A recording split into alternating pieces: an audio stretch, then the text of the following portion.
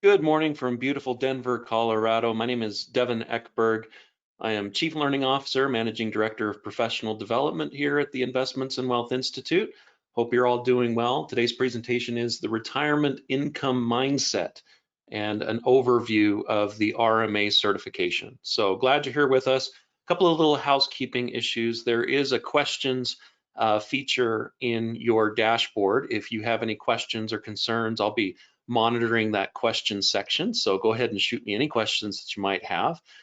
There's also a handout section. So if you want a copy of the slides that you have today, that's in there. And there's also a document called the Procedural Prudence Map that I'd like you to have as well. And I'll discuss that here in just a few seconds. So I don't have a lot of time here in this session of 30 minutes, so I'll try to keep it brief. My goal is to provide you with some interesting insights, some interesting information, a little bit about the mindset of a typical retiree and how they think about income and how that relates to some of the questions that your current clients might be asking you about.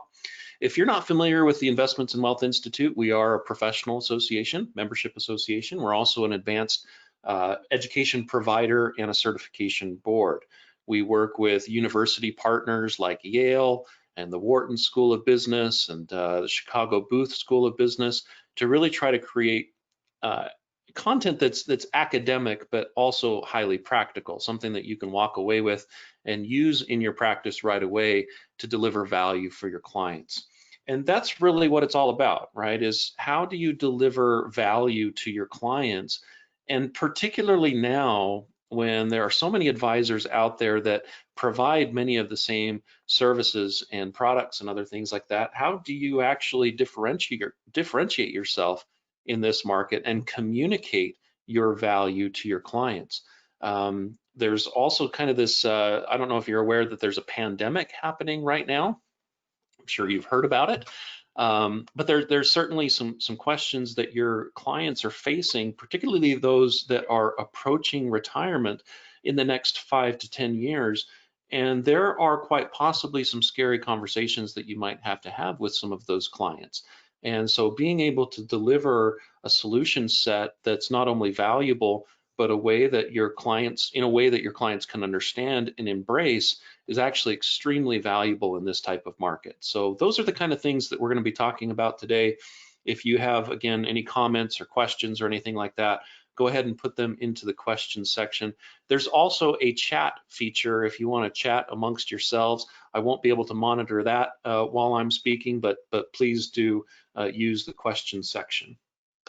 So for me, the base question is, it starts with understanding what do your clients actually value, your retirement clients, what do they need and value?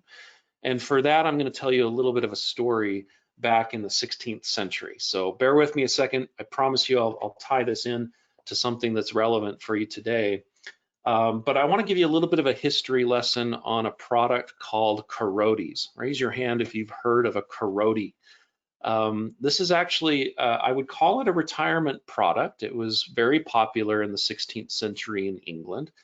And what would happen is, these people would approach an advanced age. They knew that they couldn't take care of themselves the way they did before.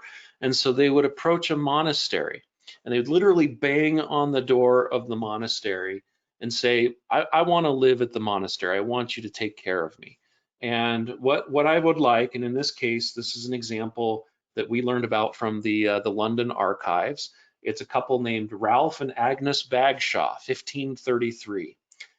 Now, let me just kind of set the stage for 1533 for a moment, okay?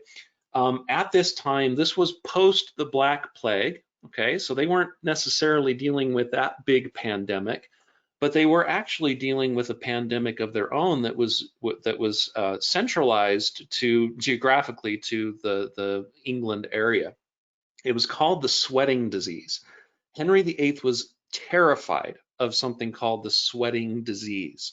And it lasted about 70 years, and it came in like 5 different waves over the course of 70 years. So in 1533, we were like right in the middle of this particular pandemic. And this was kind of a crazy disease. It actually killed Prince Arthur, who was actually in line to have the throne. When Prince Arthur died, it was King Henry VIII that actually took power at that time. It had like a 50% mortality rate, and it was so fast that you could actually start feeling ill before dinner and be dead by the morning. It was crazy, and one of the characteristics or symptoms was this sweat that smelled. They said that it smelled like death at the time. So people were really quite afraid of this. So this is all going on at about this same time. So this couple enters this monastery and they say, look, I want 8 wagon loads of firewood. I'd like 4 casts of conventional bread, 3 casts of common bread, 5 gallons of conventional ale, 2 gallons of small ale, enough fish and meat for 2 people every day. And on top of that, I'd like to have 5 pounds, 6 pence, and 8 sterling every single year for spending money. And in return, the purchase price of this arrangement, you could maybe call it an annuity product, was about 20 pounds in 1533. Now, despite that, you could probably do the math yourself and probably realize that this annuity product was mispriced. It was probably underpriced at the time, and they certainly found that out as well. What started to happen was so many people were starting to take advantage of this arrangement that the monasteries were actually starting to become bankrupt. In fact, there are quotes that this is from Pope Adrian V. He said, "The house has come to ruin by the sale of these Carotes." And bishops were concerned that the lodgers weren't necessarily there. They didn't have like a religious purpose to be there, but they were simply taking advantage of the opportunity to have this arrangement. And Pope Adrian V said that anybody that started to or continued to sell these Carotes would be excommunicated from the church. It got so bad. But it's interesting. You know, the mindset was that these people were approaching their retirement age in the face of all of the uncertainty with the pandemics, the Black Plague. King Henry VIII was this crazy political leader. Some of you can probably relate to this now. You know, there was all this stuff going on, but what they were really concerned about was wagons full of firewood and this, you know, bread and ale and meat and fish. That's really all they were concerned about. They really wanted to know that they were going to be okay. And that was what ultimately Ralph and Agnes Bagshaw wanted to pursue. Now, it actually didn't turn out really well for this particular couple. Again, this is all in the London archives. Around the same time, this is when King Henry VIII fell in love with Anne Boleyn. He was already married to Catherine of Aragon. The Pope didn't let him divorce her, so he just made himself the supreme head of the Church of England, and he dissolved all of the monasteries. He appropriated all of the assets and income, and poor Ralph and Agnes Bagshaw, they ended up being evicted from their retirement residence. Now, this could be a little bit of a history lesson for credit risk and, you know, counterparty risk and things like that, if you're paying attention. But it tells a really important story, which is from the client's perspective, their retirement really is not about complicated products, complicated moving parts, you know, lack of transparency in financial products and things like that. How we've moved away from the financial industry of basically creating a retirement solution for clients from the client's perspective, we've moved too far from that. We need to put ourselves back into the client's perspective. And the reason I'm bringing this up is that I feel like the RMA program, the Retirement Management Advisor program, really does put you back into the client's mindset. It simplifies things. Now we can talk about some of the other annuity structures that came about after that. You know, tontines started to become somewhat popular in the 17th century. Reversionary annuities, you could go back and look at those. Those are interesting. Nominal annuities. The best example of a nominal annuity was Canada actually created a nominal annuity for the native populations of $4 a year for the use of their lands. That was like 200 years ago, and to this day that annuity still exists at $4 per year. So you can kind of see maybe some of the limitations of nominal annuities. GE started to do some interesting things like in the 1990s where they were actually including things like long-term care and other things like that in their pension programs. So all of this, stuff has evolved over the years. But again, they've moved away from really the client's mindset at its basic level and really started to kind of talk about, these highly engineered and maybe less authentic solutions. So what's the point? What's the point of this whole story that I just told you? These retirement solutions were customer driven. Okay, the clients were literally banging on the door of these monasteries to have access to these products. And it's easy to understand why a retiree would want something like that, right? They can envision using these products for the rest of their lives and their most basic needs are taken care of. Now, things are more complicated today than they used to be, but it doesn't mean that we have to move away from these client-driven products into more of kind of the industry-driven products that almost kind of necessarily need to be sold to the client rather than purchased by the client. Does that make sense? Now, I'm not targeting any part of the retirement industry when I say that these are really industry-driven, but some of the products in the retirement space, particularly around insurance products, have earned a reputation of being sold to clients and not necessarily purchased by clients. I put the ShamWow guy here just as a reminder that the ShamWow was actually a really cool product, but nobody literally went to the store to go buy a ShamWow. They were sold a ShamWow because they watched the infomercial and thought it was cool and they bought it. It was sold to them, not necessarily customer driven. So that leads us to the Retirement Management Advisor program. Now, this is just a very quick overview of the program. It's basically about creating custom retirement income plans to mitigate some of the clients' risks that they're going to experience as they approach retirement, and then ultimately as you're monitoring their plan throughout retirement. It takes about 4 to 6 months to get through the program. I'll go through some of the details here in just a second, but ultimately what it's designed to do is give you a framework. It's a map, a very practical map of decisions that you go through with your clients in order to understand exactly what their situations are, what keeps them up at night, and ultimately how to customize a retirement plan around their specific needs and wants. Now, it sounds easy to say, but that's a very difficult thing to do. And there's a couple of things that I really like about this program that I'll share with you here in just a second. A few takeaways that I think are important from the program as you consider maybe thinking of whether this is right for you as an advisor. Number one is what I really like is that this is a multidisciplinary approach to retirement planning. Okay, it's a complete framework. One of the criticisms of the retirement industry today is that it's very segmented. You've got insurance advisors over here. You've got, kind of your traditional financial advisors, financial planners over here. You've got, investment-oriented type investment managers, wealth managers, things like that.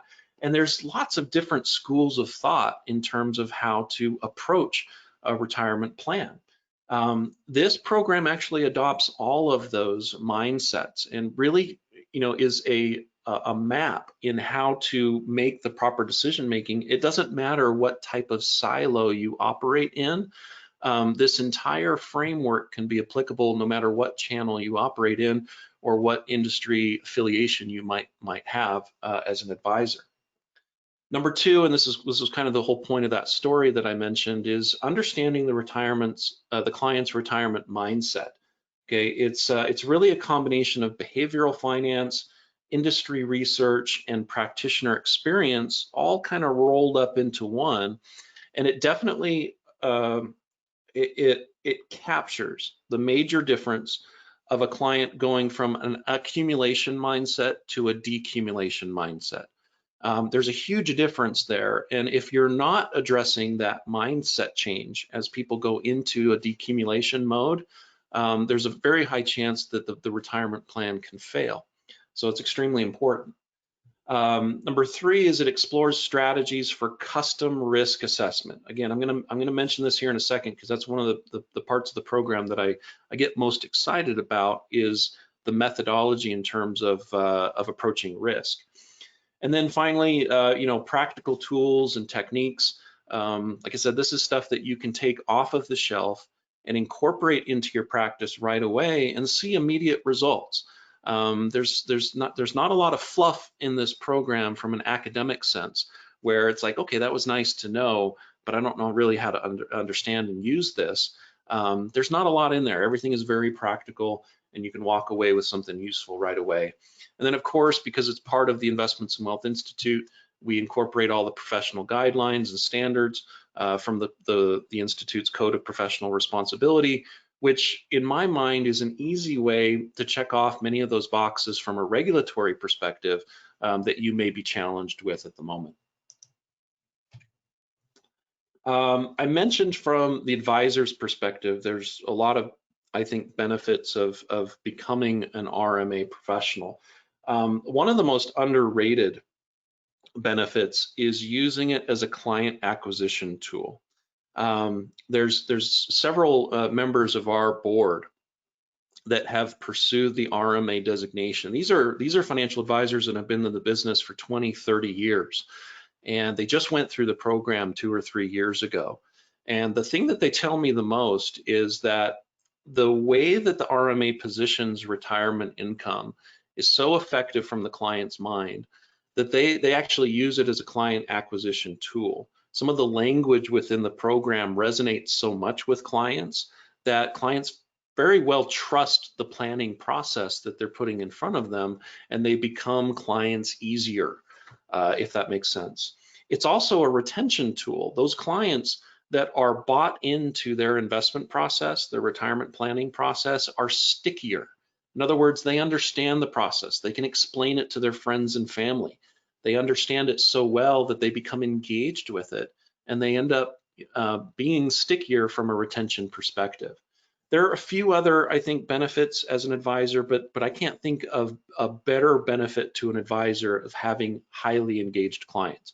So if you think about it, those clients that are sitting down to dinner with their friends and family and discussing their retirement plans with them and talking about how excited they are about those retirement plans, those are your most valuable clients. Raise your hand if you'd like to have more of those types of clients. And I think that's certainly the case using some of the language from here. And from a client's perspective, they do develop a very sophisticated plan, but more importantly, a plan that they understand, that they're bought into, and that they can stick with, especially during times like today, where there's a pandemic going on, or maybe there's a financial crisis, or maybe there are other factors that traditionally have led people away from their financial plans. This actually keeps them stuck with it. It gives them confidence. It allows them to make better decisions. And ultimately, I say this a lot, the clients are not necessarily interested in optimizing their wealth per se. They're really more interested in optimizing their lives with their wealth. And again, I think this program does a good job of framing it that way. So here's how the RMA curriculum is organized. There are different signposts or sections or modules if you prefer, but notice that one thing is that it's all centered around the client, okay? It's not centered around the industry that you operate in, like some of those other types of curriculums out there. It's really centered around the client. And there are processes to diagnose what your client's situation is. I'll get that here in a second. Understanding and assessing the retirement risks. There's an RMA toolbox, or essentially a decision-making process that you can go through to analyze and construct a retirement plan, and then ultimately how to present and monitor the plan. This is kind of the same thing of what I've just said, but it's organized a little bit differently. Let me call your attention to 2 areas that I think, for me personally, were the most eye-opening. The first one was really the household balance sheet concept, okay? The household balance sheet is really the center of the financial plan within the RMA curriculum, okay? And it's basically an institutional quality understanding of the client situation. If you've ever advised or consulted an institution like a pension or an endowment or a foundation or whatnot, this concept is basically like an asset liability matching type approach, but done so not necessarily like an institutional level, but at the household level. Okay, it brings the present value of all of your financial, social, and human capital and compares it ultimately to the present value of your liabilities as well. And the result is a level of fundedness, that, to borrow a term from the pension world, to really understand where your client is today in relationship to their goals in the future. And it's a very interesting way that they put together the household balance sheet in such a way that it feeds the rest of the financial plan altogether. So if the only part of the program that you had access to was the household balance sheet, it's actually it would be worth the price of admission from that, personally speaking. It really was an eye-opener for me. The second part that I got really excited about was the retirement risk conversation. Okay, it's a very clinical approach to risk management. And when I say clinical, I mean in the same sense that a physician would diagnose a client's health issues and understand what the consequences of those health issues and what the specific client's exposures are to those risks. It's very clinical in its approach, and it resonates extremely well with clients to understand what those risks are and then ultimately how to address those risks in the retirement plan. Talk about, sleeping well at night. Understanding how your financial plan addresses specific retirement risks is an eye-opener for a lot of clients, and it can get fairly technical. This is not, again, like I said, it's not fluff in the sense that it's trying to put your clients at ease. It is very prescriptive in terms of the methodology to address those retirement risks. So those are the two sections for me personally that stood out to me. Not to say and discount the rest of the program, because there's some really, really good stuff in there, but those were the two that stand out to me. I also want to pull your attention to one other document here. I just have to share it. And it's called the Procedural Prudence Map. Okay. One of the gentlemen that was responsible for organizing the content around the RMA program, Francois Gaden, he was the former executive director for the Retirement Income Industry Association, who actually developed this program over the last, I guess, 12 years or so. He always referred to himself as a map maker. Okay, I would, if you've ever met him, you would agree that one of his skills is organizing maps in a way that people, advisors, can understand. And this is a result of the mapping process that was developed over time with the RMA program. And basically, this prudence map can be taken off the shelf and applied and implemented into your practice, essentially as a decision-making framework. So this is where really the theory hits the practical application. And so you can literally walk away and understand, once you've gone through the program and understand what some of these questions and decision-making references are referring to, you can literally walk your client through this decision-making map and gather all the information and details that you need from your client, and then ultimately make the most prudent decision or selection. So I'm not going to go over this. I think this could be its own session. We could spend an hour or more just talking about this document here by itself. But I've included it in your handout section if you want to go ahead and take a look at it and review it. Some of it will make total sense to you. Some of it may not make total sense to you right away until you've had a chance to go through the more advanced curriculum that supports it. But as you walk through the procedural prudence map, you start to see and understand and realize how much this is like the client pounding on the door of the monastery. These are the wagonfuls of wood that people are asking for. And like I said, it resonates extremely well with these folks. And as you walk through it and understand how to execute these, it really does capture, I think, the retirees, the client's mindset here, if that makes sense. So I wanted to show you this just so you could see kind of, step by step. Ultimately, it's not an easy map to look at, but it is a thorough map. And I think it's definitely worth your time exploring and studying. And then ultimately, I'd like you to take advantage of the RMA program to learn more about how to actually use it in practice. So the process is fairly straightforward. It's like earning any other type of certificate program or certification. Many of you are probably either a CFP or maybe have studied some of the CFP material. I would position this as a post-CFP credential, especially focused on the retirement section. You need to have at least 3 years of relevant experience in the financial industry to apply to become an RMA. You do have to disclose any potential or real issues that you may have from an ethics perspective. We do a background check to make sure that only qualified advisors can go through the program. Prior to the certification, you do have to complete an online self-study portion of the program, which is what I would refer to as the curriculum. And then there's also an executive education piece, which we call a capstone education program, kind of like an executive education program at a university, where we bring in professors from those universities. We also bring in practitioners and others to develop a lecture series that you can participate in. And then, of course, you take the exam at the end. So those are the 4 E's: experience, ethics, education, and the exam in order to earn the program. This is just a little bit more detail. There's, again, 3 steps. The first one is the self-study period. It's all online. There's a series of readings and lectures, quizzes, activities, case studies that you can go through. Most people take about 4 to 6 months to go through that portion of the program. I've seen people do it faster. I've seen people do it slower, but that's on average what to expect with that. And then the education capstone is a 2-day experience.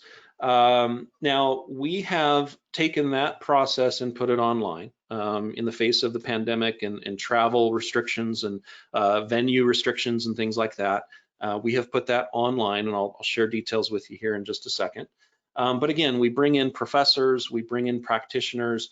There are opportunities to network amongst other advisors, which is extremely important and powerful. And then obviously being able to communicate and ask questions to the professors and to some of the other candidates is a very rewarding experience. And then finally, the certification exam. There's about 100 multiple choice questions. We give you 3 hours to complete it. You can either do that in person if allowed, but there's also an online proctored version of that as well. And I'm happy to answer any questions about online proctoring, because that seems to be a new service that a lot of people are experimenting with. So the capstone events that you have available to you is the virtual capstone. We launched that back in May after the pandemic came out. You can do that online and on demand, but there are opportunities within the online platform to communicate with others and network with others and share information, share concepts, and share best practices with each other. We did have one scheduled for December in Hollywood, Florida, but unfortunately we had to postpone that event due to the pandemic. But we are still planning on holding the next one in 2021, which is in line with our annual conference in Seattle next year, the end of April, and hopefully the restrictions will diminish up to that point, and we can still plan for our annual conference next year. So if you want to do an in-person study, I would plan on coming to our annual conference at the end of April next year. But certainly those online and on-demand options are, I think, just as good. The RMA Capstone faculty, again, like I said, is a mix of academic and practitioners. Some of these names you'll probably recognize, like Michael Kitsis, for instance. Dana Onspa is an RIA based out of Scottsdale, Arizona. Bob Powell is the editor of The Street of the Retirement Daily at The Street. We have Social Security experts. We have other academics that come in and really discuss the mechanics of some of these strategies. And occasionally I'll join and deliver some of the curriculum myself. But we'll also have special guests join us. Big names like Joe Coughlin from MIT, or Bob Merton from MIT as well. A few others that we've invited to be special guest faculty members for these capstones. So they're definitely worth your time, definitely worth the energy to come.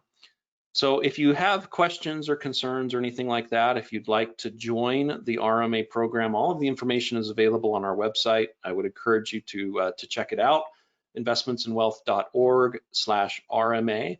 You can also reach out to Natalia. She's happy to answer any questions that you might have. You can also call our customer care team at any time and really ask them, hey, is this the right thing for me? And they'll probably ask you a few questions about what your goals are, where you fit into the advisor landscape, and whether this is the right program for you. So that was a lot of information that I had to deliver in 30 minutes. But the most important thing that I want you to walk away with is that the client's mindset is the most important. Too often, advisors can get too much into the industry mindset or the advisor's mindset in terms of delivering a solution that's best for the advisor or for the industry, but not necessarily one that resonates so well with clients. So put yourself into Ralph and Agnes Bagshaw's shoes in terms of banging on that monastery door, and really connect again with your client and understand what they need and what's driving your client's needs and desires. This, I think, is an exceptional program to relearn how to do that, but in a very, very well supported way. So a couple of questions that came in that I'll answer here right now. I mentioned that CFP, I mentioned the CFP, and many of you probably are a CFP holder. The CFP is not a prerequisite. Now, I said that this is kind of a post-CFP credential, but not in the sense that you have to have the CFP as a prerequisite, okay? This is a post-CFP credential in the sense that it is more advanced than the retirement section of the CFP curriculum. It's definitely more targeted. There are a lot more moving parts to it. And so that's why I would say it's kind of a master's level program compared to the CFP when it comes to retirement planning. So you don't need a CFP, but if you do have one, this is really good. By the way, you can earn CFP continuing education. So if you are a CFP, you can earn another credential while you're satisfying the continuing education requirements for your CFP. That's the same if you're a CIMA or a CPWA as well. You can earn Institute CE by earning this credential. So that's a nice benefit for you. Another question real quick is, what are the pass rates for the RMA exam? I'll have to double check because I don't know them off the top of my head, but I want to say there's something like 65 to 70%. So on average, those pass rates tend to be higher than the other credentials that we administer here at the Institute. The CIMA, I think, is around 50%. The CPWA is something like 55%. So to have 65 to 70% as a pass rate for the RMA may give you some intelligence there. Okay, good question. Yeah, so the next question is, how does this compare to the RICP credential? Now, I'm not the expert at RICP, but that's the one that's administered by the American College. It's been around for probably 10 years or so, maybe less. The one thing, I personally haven't gone through that program, but I've talked to a lot of advisors that have. And the typical advisor that's attracted to that RICP is one that's probably more involved in the insurance side of the industry. And that tends to be the angle, I think, that the RICP approaches retirement planning is from annuity and insurance product perspective. In fact, I believe that some of the major sponsors of some of the RIC programs and knowledge centers on their website and things like that are sponsored by New York Life. I wouldn't say that there are major conflicts there, but I would hope that you understand that that perspective may be kind of deeply embedded into the curriculum. And if you want maybe a little bit more, what's the word I'm looking for? A little bit more balanced perspective on retirement planning from all the different silos, I think the RMA compares pretty favorably to that. So for a CIMA, the question is, so for a CIMA certificate, how many CE units accompanies the RMA completion? So there's different parts to the RMA program. So the first part, the self-study portion, qualifies for, I believe, let me just do the math here real quick. I believe it qualifies for 28 continuing education credits for CIMA, for just the self-study portion. And then the RMA Capstone is another 12 on top of that. So it's a total of 40 hours of CE. And if you're a CIMA certificate, that's exactly the number of hours that you need for every 2-year cycle. So you can bang out all 40 hours of your CE for the next 2 years through the RMA program. I hope that answers your question. And that goes the same for the CPWA program as well. Great question.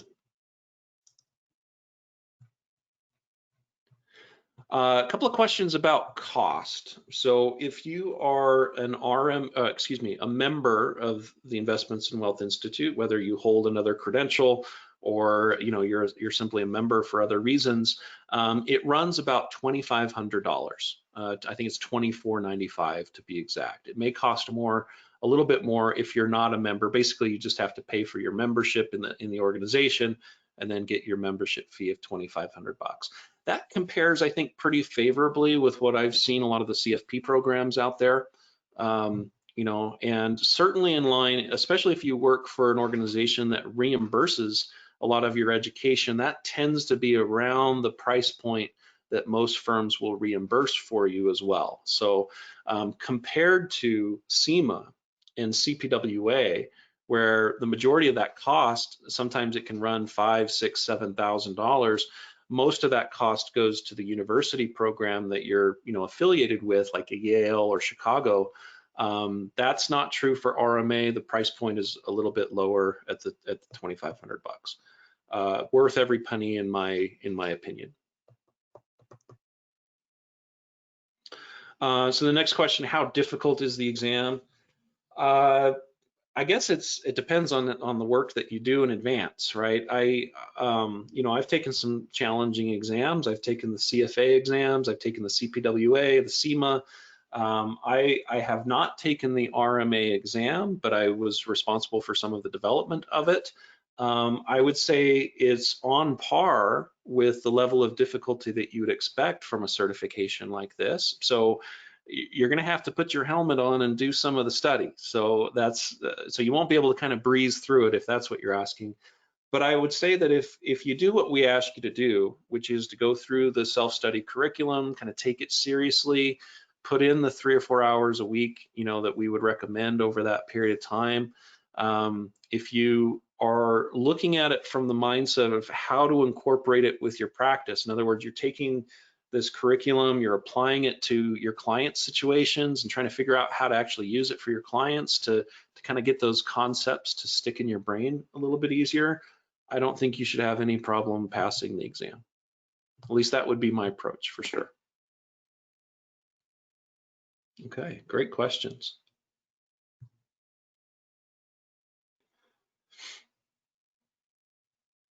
Let's see, so question, is it typical for an employer to pay for the licensing fee every 2 years? I ask since my employer has given me some pushback that they will pay for the annual membership with the Investments in Wealth Institute, but not the licensing fee of $275 for every 2 years. Well, I guess it depends. I would say it depends on the firm that you're working for, James. Most of, I believe, like the wirehouse advisors, I believe the wirehouses pay for their certification fees, or at least reimburse them for them, membership fees that might come with it.